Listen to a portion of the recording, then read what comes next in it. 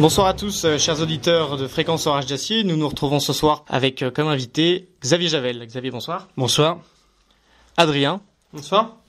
Et Alexandre Apreval. Bonsoir.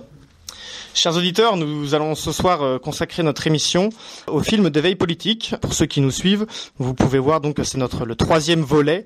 Nous avons parlé déjà de Le Seigneur des Anneaux, la série Game of Thrones, Le Parrain, Matrix, Star Wars. Nous allons parler aujourd'hui de films peut-être un peu moins connus.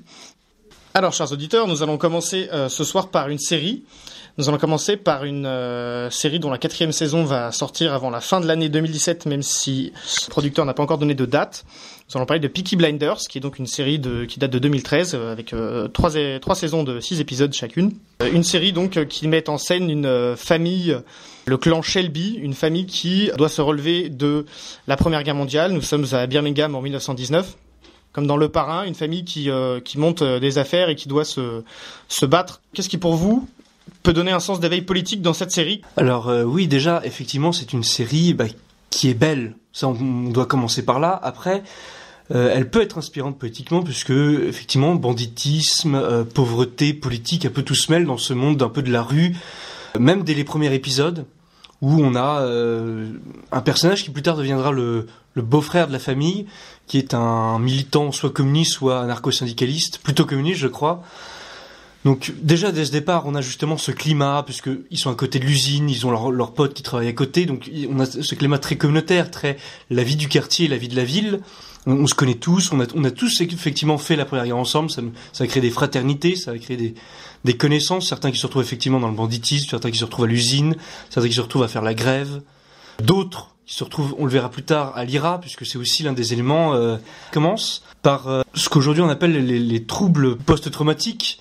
À l'époque, je pense pas que ça avait de nom, mais ça existait, puisqu'on a aussi des images de ces poilus qui sont tout tremblants, tout traumatisés, tout complètement détruits psychologiquement et physiquement. Les gueules cassées, oui. Et les gueules cassées, qui ont été totalement ravagées par cette terrible guerre, la der des der, hélas non, mais la fameuse Première Guerre mondiale. On le voit pas très bien, mais on le voit effectivement, ça correspond à une époque où les gens se sont dit, on va essayer autre chose. La social-démocratie à cette époque-là n'est pas très à la mode, c'est plutôt le communisme ou l'anarcho-syndicalisme qui sont en vogue. Donc après, on a aussi le thème de l'IRA, qui vient un peu plus tard dans le film, mais qui est évoqué tout le long néanmoins, parce que la cause irlandaise n'est jamais loin. Thème qui aussi est la Première Guerre mondiale a permis à ce thème de naître aussi, ou du moins de se développer énormément. Les Irlandais se sont dit mais putain, mais c'était pas notre guerre. À Birmingham, on sait qu'il y a toujours eu une grande immigration irlandaise. Puis aussi ce côté justement vie de la rue, vie de pub, vie à la fois de malfrats, de petite politique, parce que c'est pas de la grande politique, c'est des coups de pistolet en vrai. Dans ce contexte que vous décrivez, cette vie de la rue justement, qu'est-ce qu'on peut en tirer peut-être au sens de la nouvelle féodalité? C'est-à-dire que une vie communautaire sur un territoire qui a tendance à faire sécession de la législation nationale, et où des petites bandes imprègnent les habitants autour de leurs lois, de leurs règles. Xavier Javel. Alors monsieur Apreval, peut-être pour l'expliquer un peu mieux que moi, c'est ce qui se passe quand on laisse des gens dans une rue et qu'il n'y a plus rien d'autre.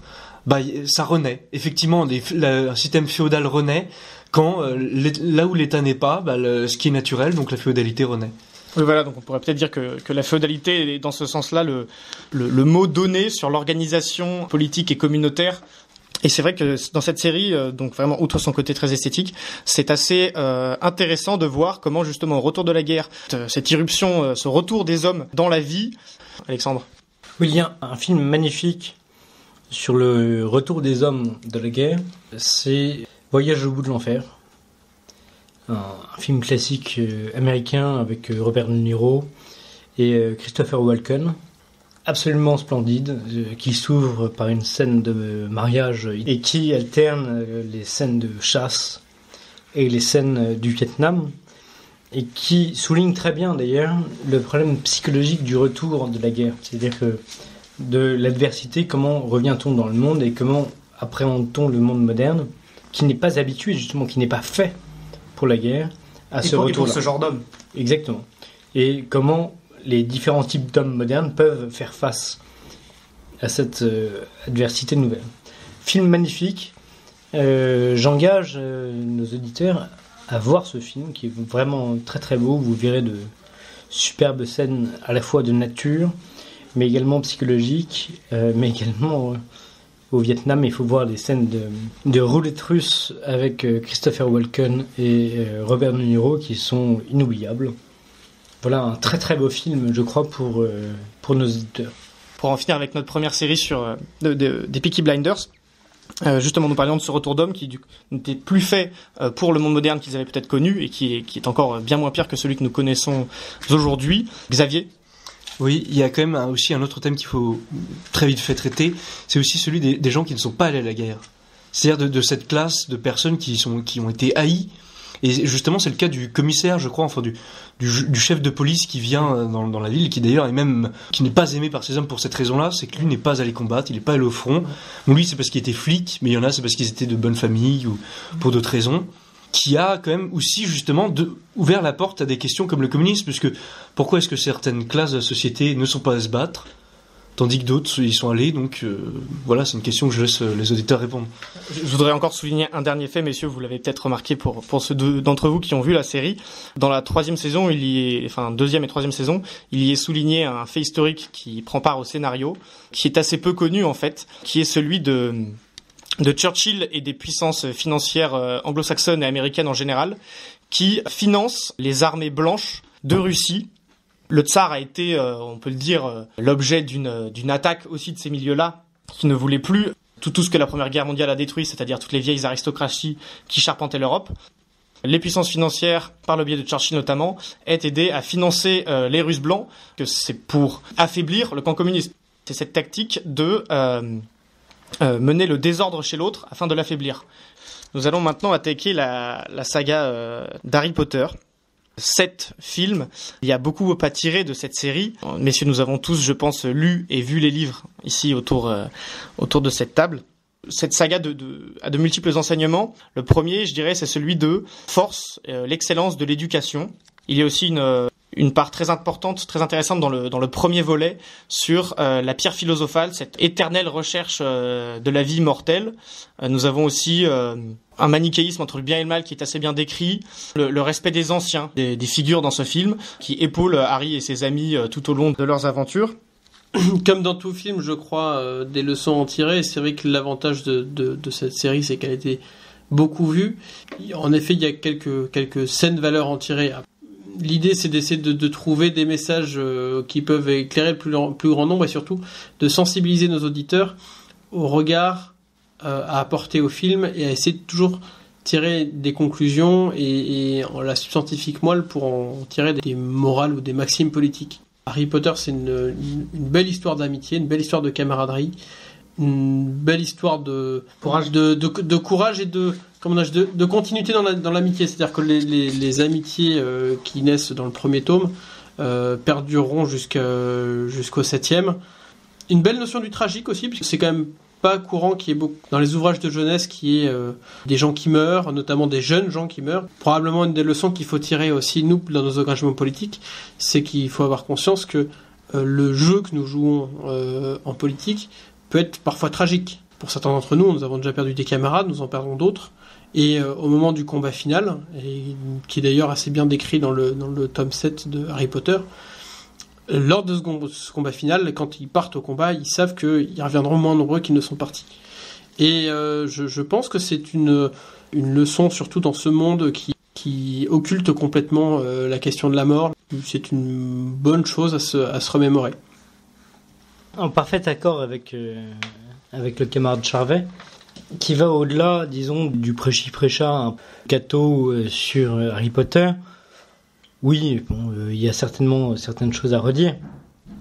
Mais effectivement, les valeurs de camaraderie, d'élitisme, n'oublions pas ça, de sens de la communauté, de force, sont présentes dans les opus, que ce soit les livres ou les films d'ailleurs.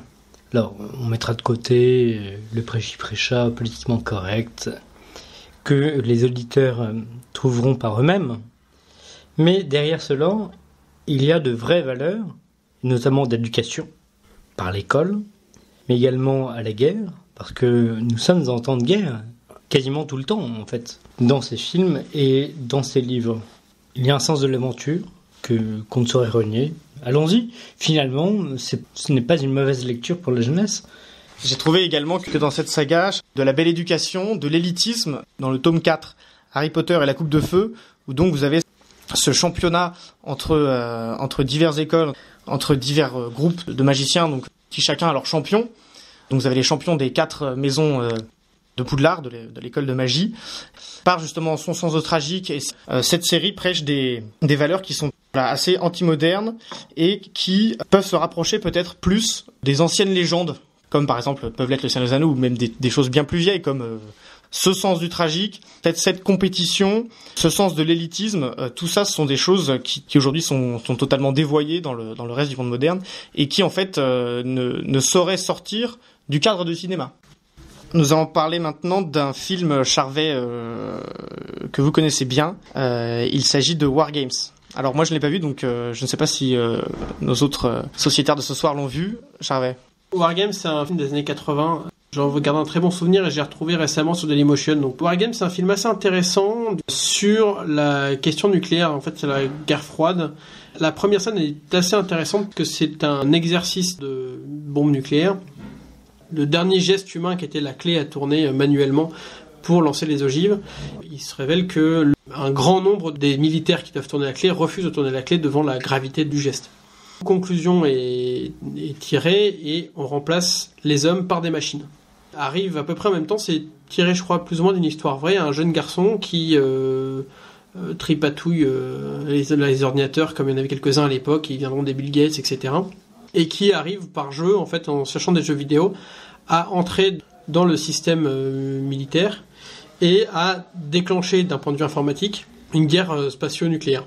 Évidemment, donc tous les voyants partent au rouge et donc il y a toute une réflexion en fait sur la guerre de dissuasion, enfin l'utilité de la guerre nucléaire où en fait finalement personne ne gagne à la fin puisque l'ordinateur calcule les pertes. Donc en gros c'est les soviétiques balancent 10 ogives nucléaires, il y a 35 millions de morts, donc on balance 12 ogives nucléaires, ça en fait 45 de leur côté, etc., etc. Donc en réalité, à la fin, tout le monde est mort, personne n'a gagné. Voilà, il y a toute une réflexion sur ce film assez intelligente et assez loin de ce qu'on a pu voir après ou dans d'autres films, du prêchi-prêcha sur l'anti-nucléaire, vraiment bête et méchant.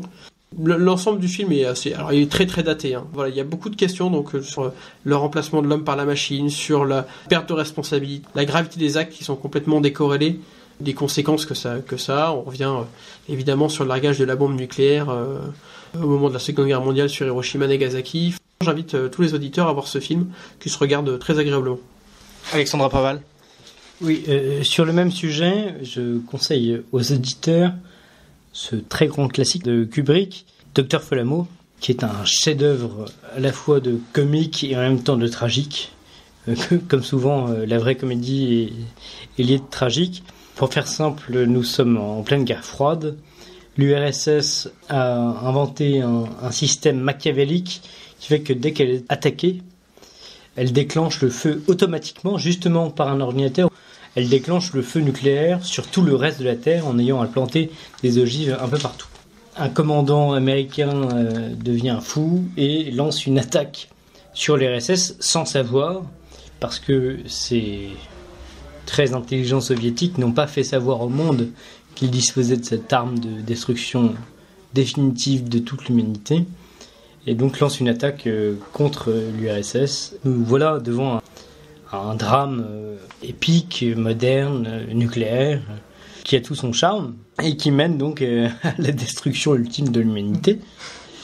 Sous couvert de comédie, qui est extrêmement bien joué par l'acteur notamment Peter Sellers, qui joue plusieurs rôles dans ce film, il y a tout le tragique de la technique moderne qui est souligné et aussi des armements nucléaires.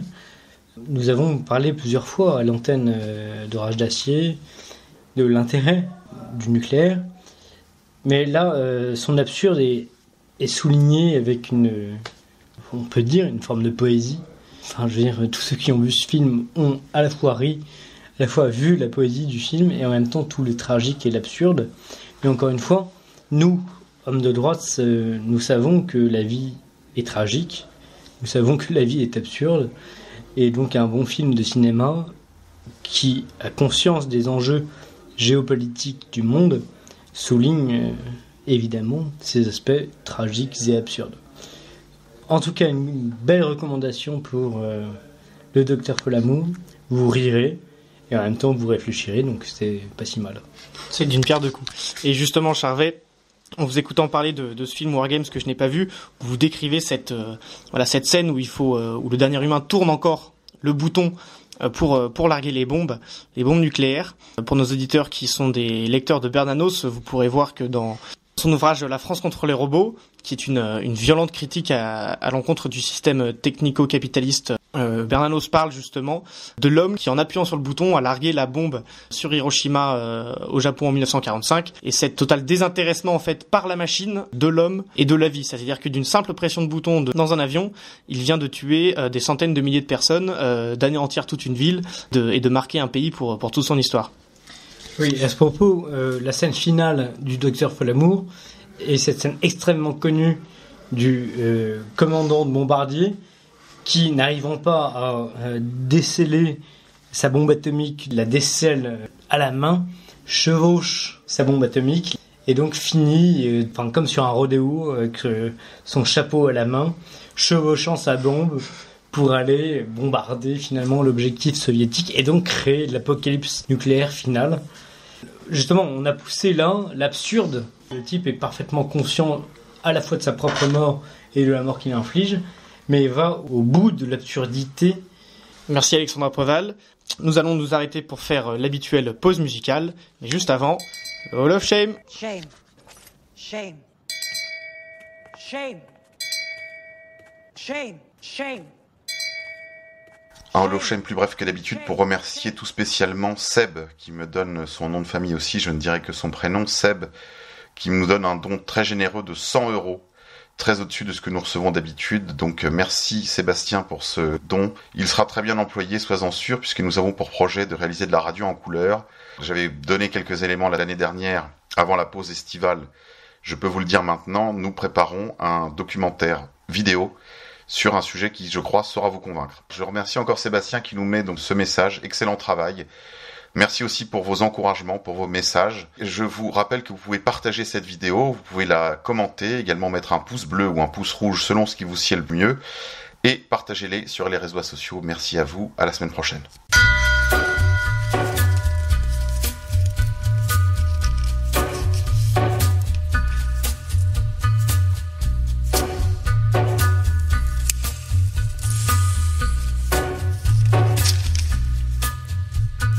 Take a little walk to the edge of town and go across the track where the viaduct looms like a bird of doom as it ships and cracks, where secrets lie in the border fires and the humming wires. Yeah, man, you know you're never coming back. Across the square, across the bridge, past the mills, past the stacks. On a gathering storm comes a tall, handsome man in a dusty black coat with a red right hand.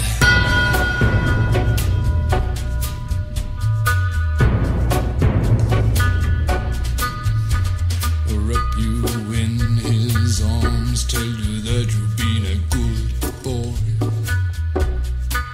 He'll rekindle all the dreams that took you a lifetime to destroy. He'll reach deep into the hole, heal your shrinking soul, but there won't be a single thing that you can do. He's a god, he's a man, he's a ghost, he's a guru. They're whispering his name through this disappearing land, but hidden in his coat is a red right hand.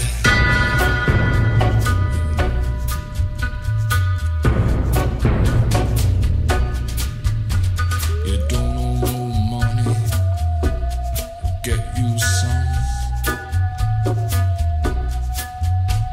You don't have no car, get you one.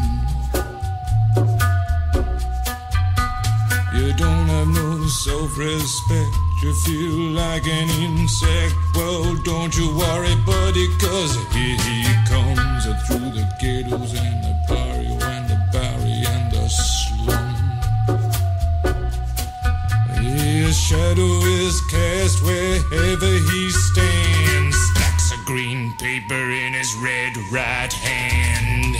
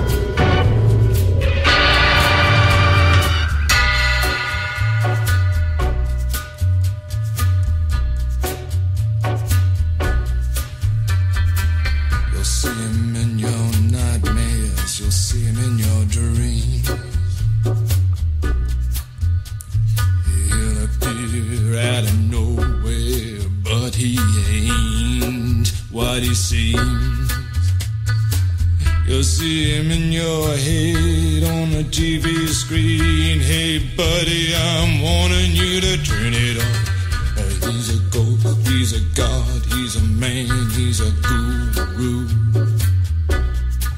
You're one microscopic cog in his catastrophic plan, designed and directed by his red right hand.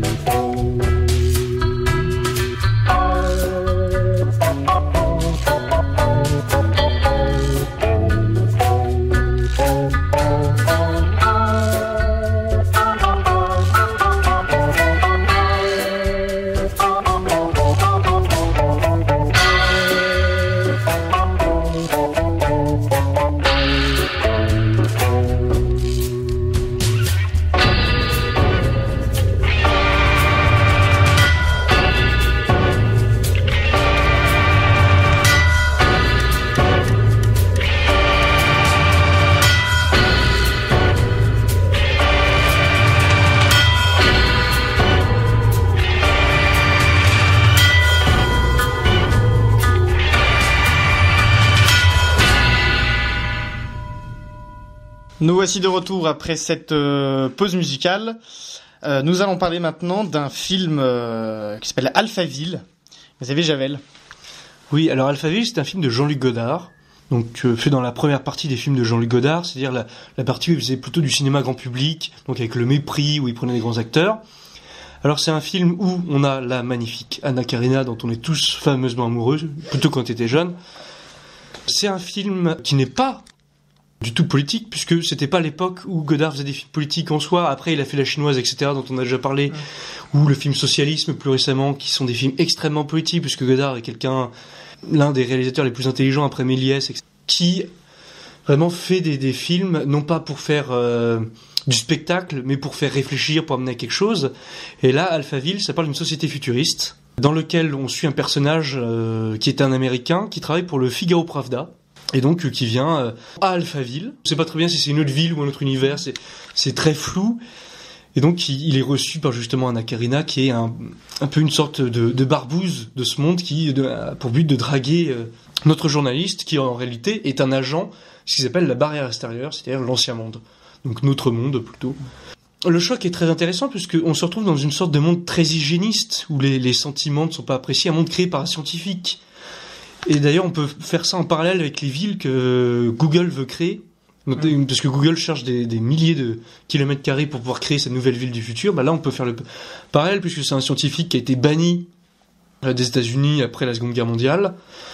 Et donc, qui est allé autre part et qui a créé une espèce d'ultra-intelligence artificielle, de choses incroyables, où tout est parfaitement contrôlé par des ordinateurs, au millimètre près, il est interdit d'aimer, il est interdit de pleurer. Un monde où, en fait, cet hygiénisme est poussé à l'absurde, puisque la peine de mort n'est plus une peine de mort comme on en avait vu dans nos sociétés auparavant. Ils jettent les gens dans une piscine, et après ils tirent dessus, et après il y a un balai. On a une peine de mort totalement qui est dans le spectacle, puisque il y a un balai après dans la piscine où il y a des cadavres qui flottent. Enfin, avec l'humour toujours de Jean-Luc Godard, un peu très pince-sourire, mais c'est aussi l'un des premiers films critiques de ce qu'aurait pu devenir justement ce futur très scientifique. Et tout ce que justement n'est pas scientifique, n'est pas carré, devient louche. On a l'exemple d'un ami à lui qui est un Russe, ce qui est incroyable, puisque notre journaliste américain du Figaro Pravda est ami avec un agent russe qui est devenu un alcoolique, qui du coup forcément se fait tuer. Tout ce qui est libre, tout ce qui agit par eux-mêmes, tout ce qui a de l'audace, tout ce qui ose, tout ce qui sort de la matrice, doit être rayé, doit être détruit, doit être annihilé. Et tout signe de sentiment, même d'un clin d'œil, ça peut être perçu. Et après, il y a beaucoup de films qui ont traité de ce sujet. On pense aussi peut-être à Fahrenheit 451. Tout à fait, on a déjà parlé de ces films aussi. Et on reconseille toujours de les voir et de lire les livres, etc. Néanmoins, Godard, là, justement, a eu cette idée de société eugéniste. Et là, on avait juste le meilleur des mondes qui traitait de ça. On avait eu personne d'autre à part lui, surtout que dans le cinéma, pour l'époque, c'était quand même, fallait quand même avoir une bonne paire de burnes pour faire ça et pour dire quand même le Figaro Pravda à l'époque de De Gaulle. Oui, exactement. Merci beaucoup. Voilà, donc Alphaville de Jean-Luc Godard, un film qui s'inscrit dans une longue lignée de films que nous avons déjà conseillé à cette antenne. Voilà, ces films qui traitent de sociétés futuristes, ces films d'anticipation comme peuvent l'être les films et les ouvrages de 1984, de Fahrenheit 451, Alphaville. Je pense aussi à un film où toutes les sociétés humaines en fait mangent des pastilles de couleur chaque jour. Soleil vert. Est-ce que vous pouvez peut-être traiter un peu de ce film? C'est très simple, une société postmoderne qui recycle ses morts pour nourrir ses vivants. À leur insu, nous arrivons malheureusement à cette échéance. L'euthanasie promue par le bien-aimé Attali et autres ne représente que ça, c'est-à-dire détruire les vieilles personnes au profit des forces productives dans un rapport totalement marchand, utilitariste et matérialiste de la société. Voilà le topo. Je crois qu'en Chine, certains condamnés à mort sont utilisés comme engrais humain pour l'agriculture. Merci Charvet.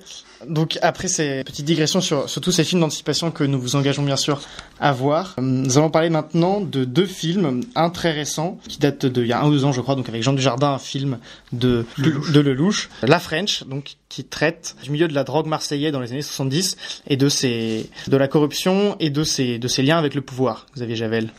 Oui, donc c'est La French, donc un film de Lelouch qui joue dedans d'ailleurs.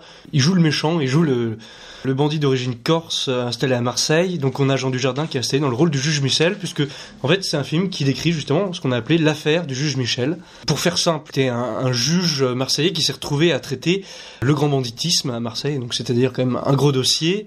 Le pauvre gars a voulu le faire vraiment, donc il s'est vraiment intéressé au milieu de la drogue, il a essayé de le faire tomber.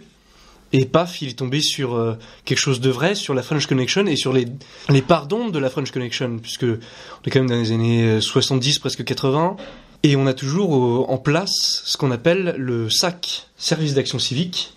Et comment se finançait le SAC? Donc il y a aussi un autre film qui en parle, c'est Les Lyonnais, avec des braquages, mais aussi en partie avec la French Connection, c'est-à-dire le trafic d'héroïne qui part du Proche-Orient, qui passe par l'Europe et qui débouche aux États-Unis. Surtout à cette époque-là, aux États-Unis, c'était la grande folie de l'héroïne, bien avant la folie de la cocaïne. Et donc, ça nous montre, un peu de façon détournée, puisque les seules fois où, avant, on parlait du SAC à la télé, c'était bipé, on pouvait pas le passer. Pour une première fois, dans le cinéma français, on a pu dire service d'action civique en le dénonçant au cinéma sans que ça soit bipé. C'était quand même une bonne chose depuis le temps.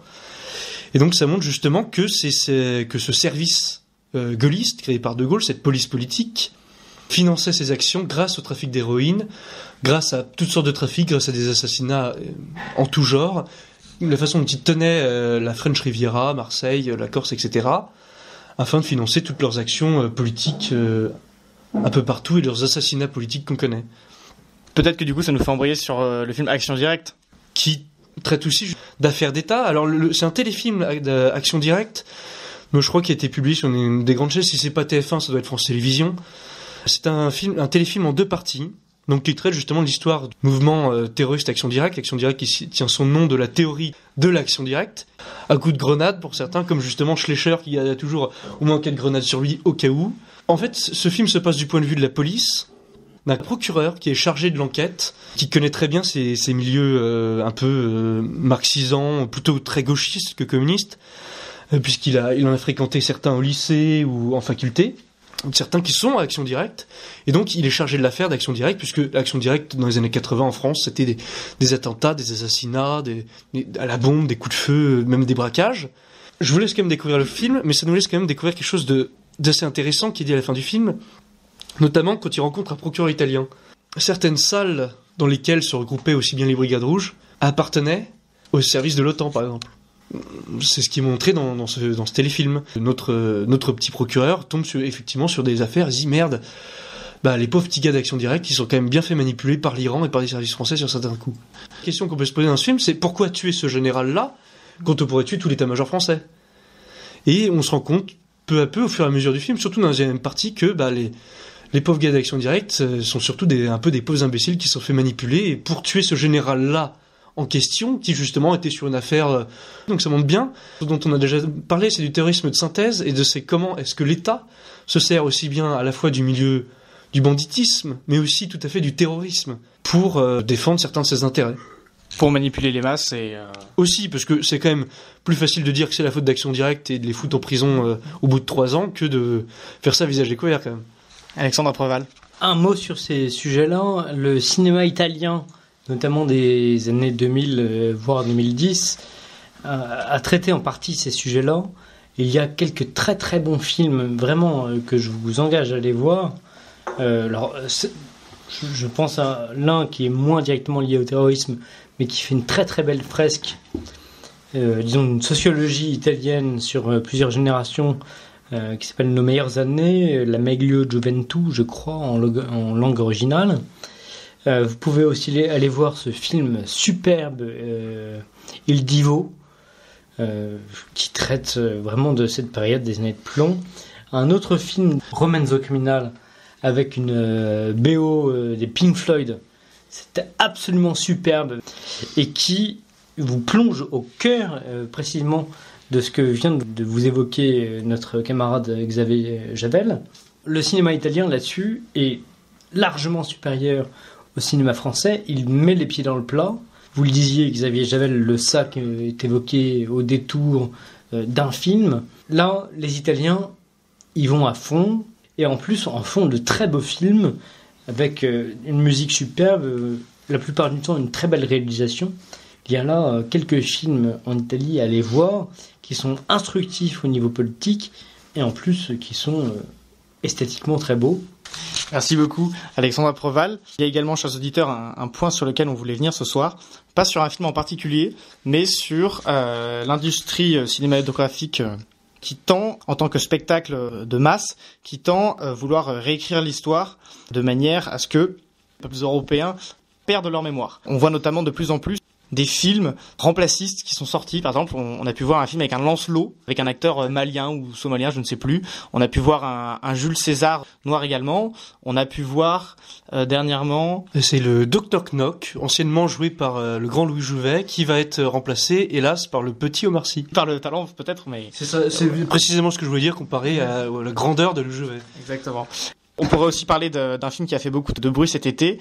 Il s'agit de Dunkerque. Charvet. Oui, alors Dunkerque, il y a des avis très partagés et très radicaux sur le sujet. Moi, j'avoue que je l'ai vu. C'est une belle fresque. C'est-à-dire, visuellement, c'est un beau film de cinéma. Je me suis étranglé tout le long du film tellement le scénario est ridicule. Je vous renvoie à l'excellente critique du blog Un odieux connard qui descend le film en flèche comme il sait fort bien le faire et qui relève un certain nombre de choses absolument aberrantes dans le scénario. Après, je trouve que Dunkerque, d'un point de vue politique, n'a pas grand intérêt, si ce n'est que si c'est un beau film national, c'est-à-dire que c'est un film anglais qui est fait par un Anglais et qui donne la part belle aux Anglais, et peut-être que on peut en effet embrayer sur le sujet de la nécessité à nous et à vous auditeurs de ne pas hésiter, si vous en avez le talent et la capacité, à vous lancer dans la réalisation cinématographique ou tout au moins filmographique. Internet, pour encore peut-être quelques années, et ça va aller de pire en pire, mais permet encore la diffusion de films on va dire à petit budget. Je pense notamment à des gens qu'on a reçus qui ont été reçus sur d'autres radios comme Marie Cheyenne Caron, qui produisent des films. Je vous invite tous, si vous en avez l'envie, la passion, le temps, la patience, à vous lancer dans la réalisation de films. Alors, vous ferez sûrement beaucoup comme tout le monde, mais après tout, le cinéma en est plein. Vous ferez peut-être aussi 1 ou 2 chefs-d'œuvre, et peut-être que ces chefs-d'œuvre permettront, à votre tour, de faire passer un certain nombre de messages. Si le camarade du Capitaine d'Anjou me laisse encore 1 minute, je suis un amateur un peu honteux de beaucoup de nanars des années 70-80, où on voit beaucoup d'acteurs de talent par ailleurs, les Jean Lefebvre, les Pierre Mondy, qui sont aussi commis dans des films absolument... Et Jean Rochefort qui est mort, un hommage particulier d'ailleurs à celui qui a joué dans le Crabe Tambour et autres. À côté de Claude Rich qui nous a quittés également cette année. Également, Claude Rich, un authentique français, catholique, un très grand acteur. Juste pour finir, et pour revenir justement sur le cœur du sujet, parce que Dieu merci, tous ces grands acteurs ont aussi fait des très beaux films qui viennent d'être cités, mais beaucoup de nanars.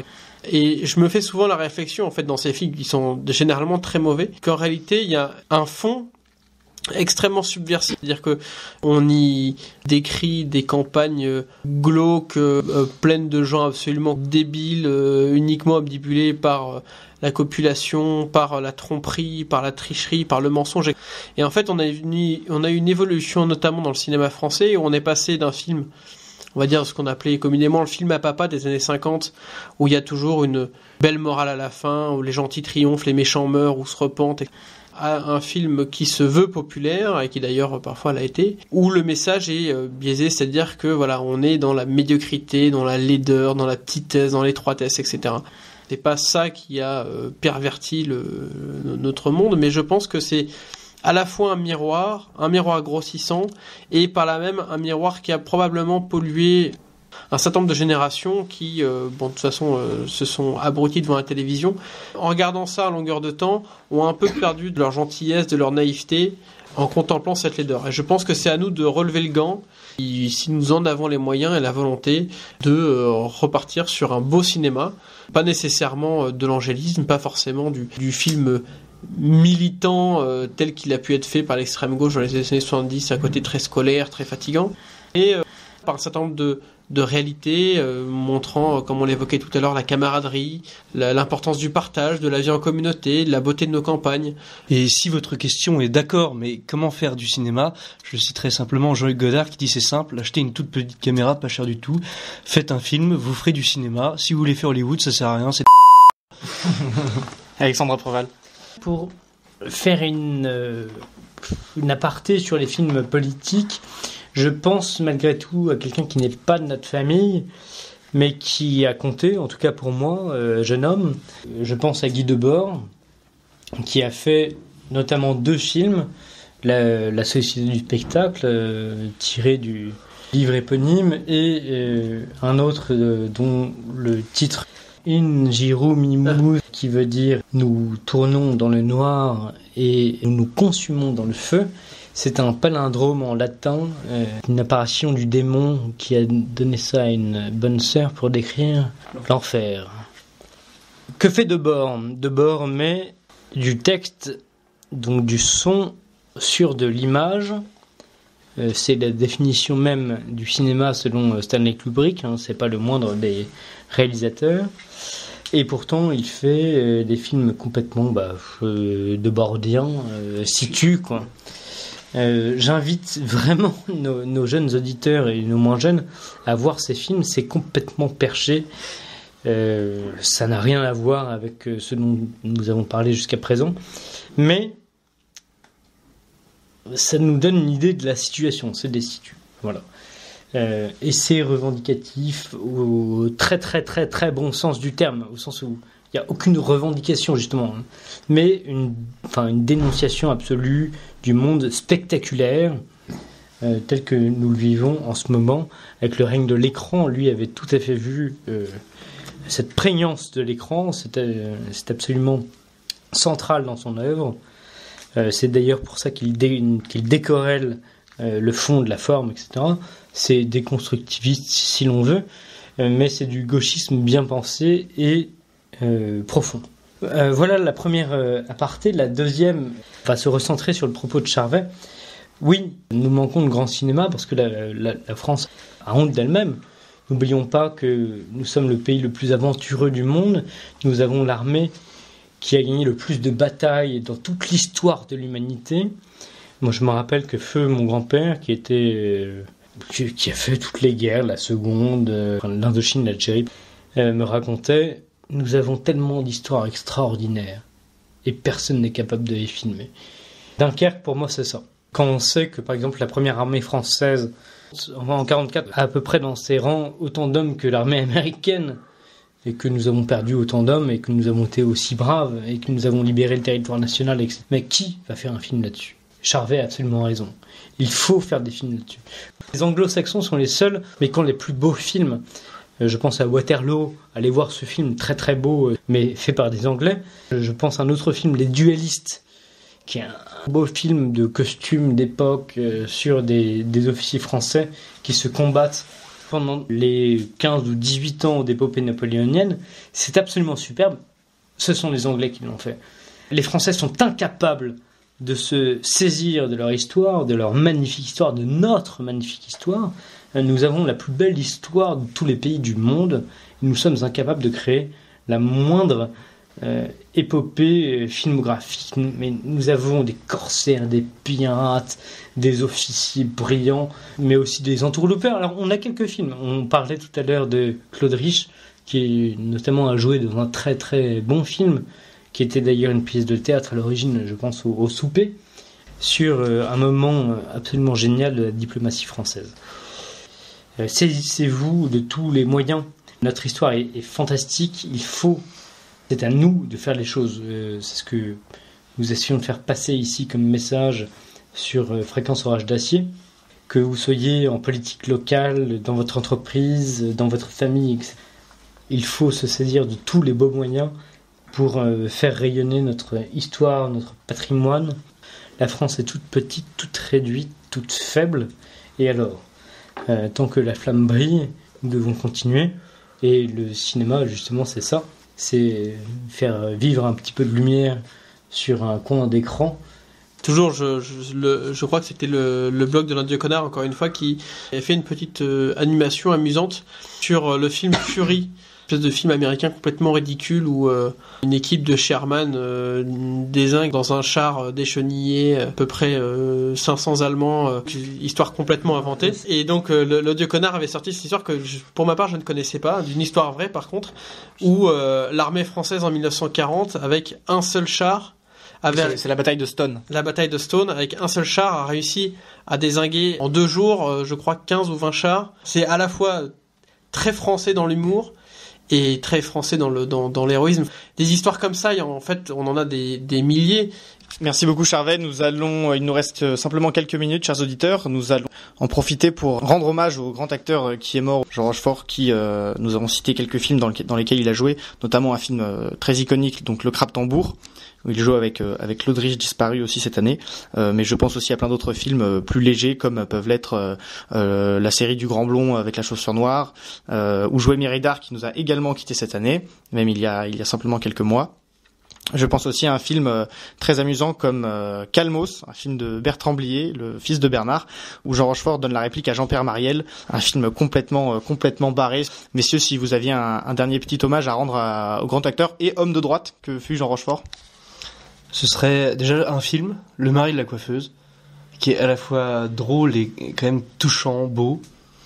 Parce que c'était quand même été ça aussi sa carrière, il nous a quand même bien fait marrer, mais en même temps il y avait toujours ce côté touchant, pas seulement quelqu'un dont on riait ou avec qui on pouvait rire, il y avait aussi toujours ces yeux de vieil homme qui tombent, comme ce visage qu'il avait, ce physique assez particulier. Oui, hors du commun. Donc il y avait quand même toujours, un peu comme Lefebvre aussi, il y avait des yeux qui tombaient comme ça, qui est bien exploité dans ce film, le mari de la coiffeuse, parce que ce film n'a pas grand chose de drôle. Pour une fois, on nous montre ce Jean Rochefort-là, et c'est pour ça que je voulais parler de ce film-là, parce que je pense que malheureusement, à sa mort, on va peu en parler de ce côté-là, lui. Puis aussi, c'est quand même un homme de droite, et comme il disait aussi, un homme de droite sociale, qui a pris de position pour aider les Français les plus défavorisés. Au-delà de l'élégance de Rochefort, qu'il l'a suivi toute sa vie, et je crois que c'est ça qui caractérise le véritable homme de droite, voilà, du grand acteur, mais je n'en dirai pas un mot de plus. Je me rappelle d'un mot qu'il avait dit il y a quelques années, même quelques dizaines d'années, et je pense que ça a été à l'origine du fait qu'il n'ait pas été un acteur majeur, c'est-à-dire qu'il n'ait pas eu les grands premiers rôles auxquels il aurait pu prétendre. C'est que dans les années 70, il est allé en URSS et il est revenu, il a dénoncé l'URSS et le conformisme de ses collègues, de ses confrères, je ne sais pas comment on dit, acteurs, toute l'intelligentsia de Saint-Germain-des-Prés, voilà, en dénonçant la dureté de l'Est du régime soviétique. Et à cette époque-là, toute la gauche germanopratine lui est tombée sur le dos, et donc l'a mise plus ou moins au banc. Son seul talent lui a permis de conserver un rôle, non pas majeur, mais en tout cas de premier plan dans le cinéma français. Il a été toujours un homme d'honneur qui n'a jamais caché ses convictions, notamment antitotalitaires, que le soviétisme en était le pire des avatars au XXe siècle, et que voilà un homme qui a eu le courage de porter cette parole, en plus avec tellement d'élégance. Adieu, Jean Rochefort. Moi, j'avoue que Jean Rochefort est pas mon préféré. Je me souviens de quelques films catastrophiques qu'il a fait. Je pense notamment à Quoi bon d'Edouard Baird, qui était une catastrophe absolument incompréhensible. Après, voilà, je l'ai beaucoup aimé dans Le Grand Blond d'Henri Cameau. Adieu poupée. Très bien, merci beaucoup, chers messieurs. On pourrait aussi citer, je pense à un film avec Yves Montand notamment, et Jean Rochefort qui s'appelle Le diable par la queue. Chers auditeurs, nous touchons à la fin de notre émission, ce volet 3 des films d'éveil politique. Nous espérons que nous vous avons donné quelques envies. Réagissez à cette vidéo. Et nous avons, pour faire cette liste avant le début de l'émission, regardez aussi les commentaires que vous aviez postés sur les 2 premiers volets. Donc n'hésitez pas à nous proposer des films que nous traiterons dans un volet 4. Donc voilà, n'hésitez pas à regarder et partager cette vidéo. N'hésitez pas à vous former. Continuez à le faire comme vous le faites si bien. Et camarades, si c'est ton premier soir, tu dois combattre!